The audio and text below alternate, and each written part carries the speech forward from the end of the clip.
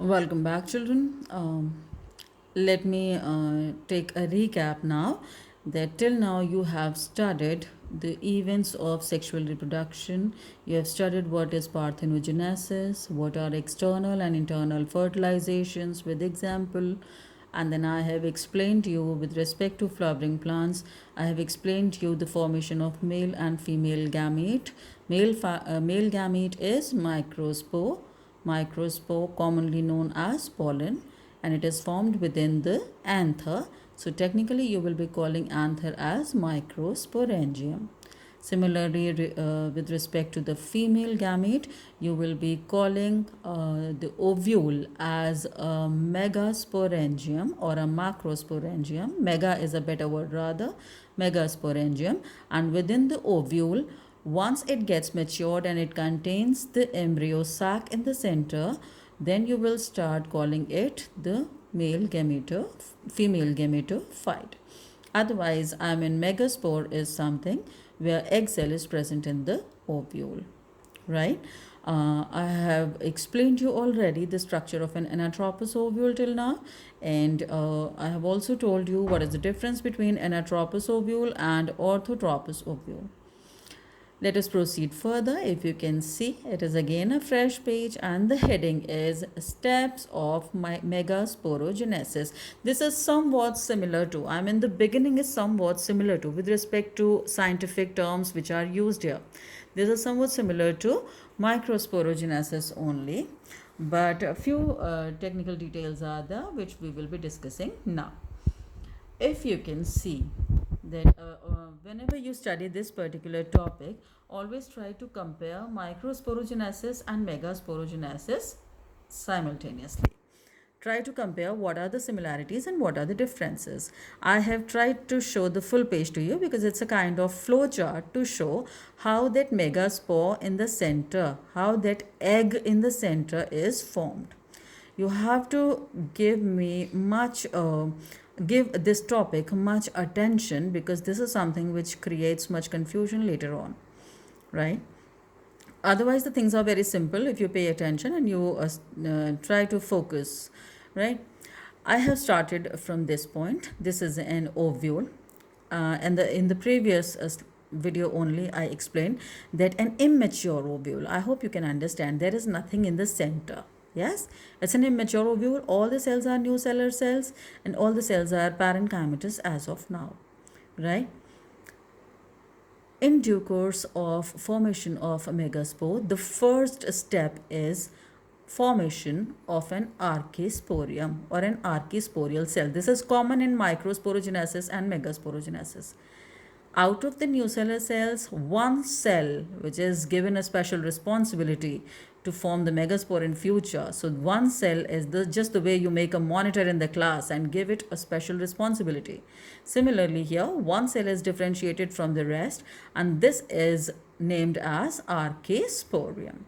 Always remember that the cellular differentiation selects the cell which is nearer to the micropyle. Always remember this, that the archisporium would always be lying somewhere near to the micropyle, right? You can see the arrow here. This is an immature ovule which has undergone a cellular differentiation and an archisporial cell or archisporium is formed. If you can see, I have drawn one archisporial cell and I have shown you this is periclinal division. I mean longitudinal axis, along the longitudinal axis of this cell. When the cell divides longitudinally, it is periclinal division, and after certain periclinal divisions, if you see that some cells would be going towards the center and some cells would be going towards the periphery, right? Obviously, when a cell is dividing periclinally, some things would be going to the center and some would be going towards the periphery. So this is what is happening in the next step. Some cells are going in the center, and these cells which are going towards the center, these are sporogenous tissue. So this is the second technical term.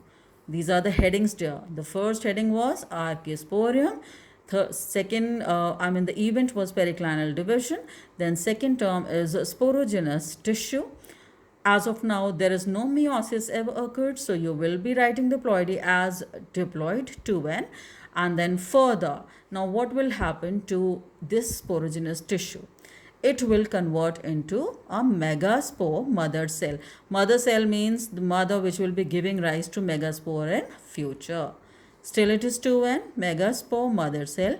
If it has to give rise to megaspore, we know that this is a gamete and it is supposed to be n. Gametes are always n. That means if you have to turn a diploid into haploid, you have to allow it to undergo meiotic division. So megaspore mother cell is the third heading that is to be written, and it will undergo meiosis, right? And then after meiosis, the outcome is 4 daughter cells. The special thing here is out of these 4 daughter cells, everything is happening within this ovule only, right? These 4 daughter cells must be formed somewhere here, and out of these 4 daughter cells, 3 would degenerate automatically and only 1 would survive. The one which will be surviving is again nearer to the micropyle. The survivor cell, it enlarges, it swells, its cytoplasm increases, and it becomes bigger in size, if you can see. Still it is having a single nucleus. Do you remember that in mature ovule you were having any structure having 8 nuclei, such structure, if you can link up? As of now you are having only 1 nuclei. This structure is somewhat similar to the one you have studied in a mature female gametophyte, but only 1 nuclei. This single nucleus would undergo repeated mitotic division till it attains an 8 nucleated stage. That means 1 to 2, 2 to 4, and 4 to 8. 3 mitotic divisions are needed so that a single nucleated cell can convert its nuclei into 8. 3 on chaliceal site. These are antipodal cells. 3 on the micropylar side. Side ones are synergate and center one is egg. And in the center is polar nuclei. 2 polar nuclei enclosed within the common capsule. This is central cell, right?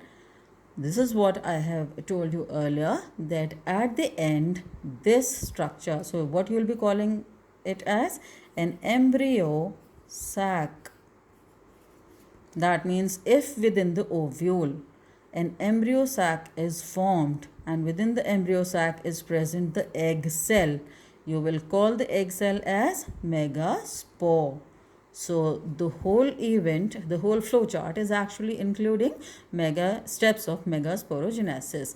Archisporium, you will begin with archisporium, periclinal divisions, then sporogenous tissue, then leads to the formation of megaspore mother cell.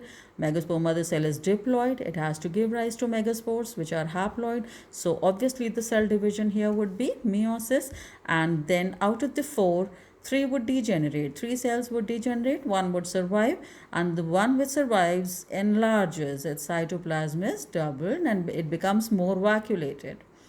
This is a swollen survivor cell.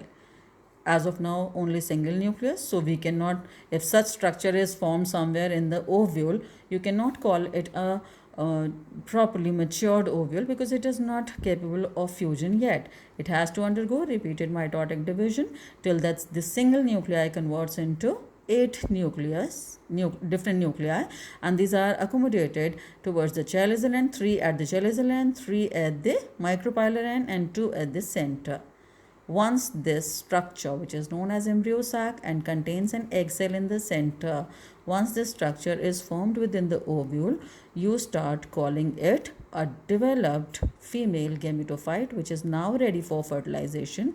And all these steps which have led to formation of a megaspore, the egg, these steps are the steps of megasporogenesis. Before I conclude, just take care of one more thing that I have written here. Once the gametes are formed, in my previous video you studied microsporogenesis leading to the formation of pollen. This one is leading to the formation of egg. So pollen and egg are ready to fuse now, but pollen has to come to egg. That means after gametogenesis, gamete transfer has to take place through pollination. The pollen has to blow up from the surface of its own flower, and it has to go to the stigmatic surface where it can fuse with the female gamete. Just the last thing to conclude, that if the pollen goes along the wind, it is anemophily. If it goes along water, the agent is water, it is hydrophily. And if the carriers for this pollen are insect, they are allowing the pollen to be transferred from one flower to another. So insect have a technical prefix entomophily. If the pollens are taken by the action of wind, anemophily; by the action of water, hydrophily; and by the action of insects, entomophily. Here megasporogenesis and gamete transfer is over.